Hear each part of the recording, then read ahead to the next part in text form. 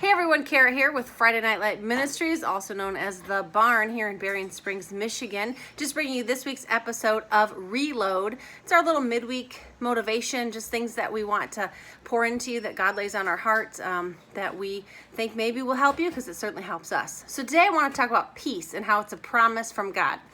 Peace is also a weapon we have in our arsenal to use against the enemy. And when the enemy moves us out of peace by attacking our thoughts and whatever else, we have laid down our weapons in the middle of war. And when we are out of peace, we are out of him.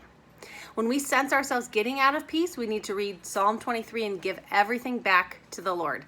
Now, look, giving everything to God is a conscious act. It's something we actually do.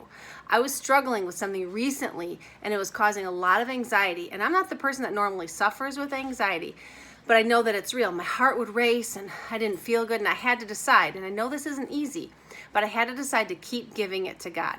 I'd give it to him and have peace in my soul, and then I'd think about it again and not have peace. It was really a one-step process, but I had to repeat that one step over and over and over again until it stuck. And sometimes we have to repeat the process. Y'all know I like to say, trust the process, don't give up. This is the same thing. Sometimes trusting the process means we repeat it over and over and over until it sticks. Peace is a weapon, and the enemy wants nothing more than for us to drop it in the middle of battle. But what soldier facing gunfire would just drop his gun? If there is a soldier facing gunfire, they're going to be shooting back and reloading when needed. So remember, God promises peace, and he doesn't break his promises ever. If you are in peace, even in the midst of war, get with him, stay with him, focus on him, and not the crap around you, and use that weapon against the enemy. You know, you can speak out loud to the enemy also. You can say, oh, I see, you're trying to steal my peace. I see what you're doing again. I'm just going to read Psalm 23. Oh, I see, you're at it again, trying to get me worried and full of anxiety. I'm just going to praise my Lord right in front of you. And we're going to declare his promises over my life right in front of you. You can speak out loud to him and he'll cower. Years and years ago, we were in an argument sort of with one of our kids, and they were really challenging us and trying to say things to like hurt our feelings, and they were expecting us to respond in a certain way. And instead of responding with hurt, I was like, oh, I know. And they were not expecting that answer. They were expecting us to fight back and to cower. They were expecting a fight, but instead I said, I know, and their entire countenance changed, and it diffused the entire situation.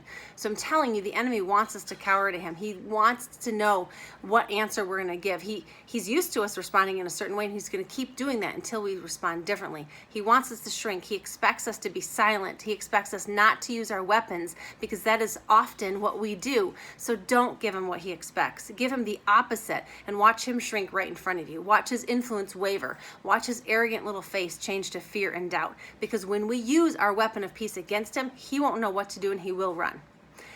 And I also caution you before we end here, not to stop at that victory, not to stop when he runs that first time. Keep focused on God. Don't take your eyes off of him. Stay in worship. Keep speaking the promises of God over your life out loud. It will make it harder for the enemy to return, because he'll try again.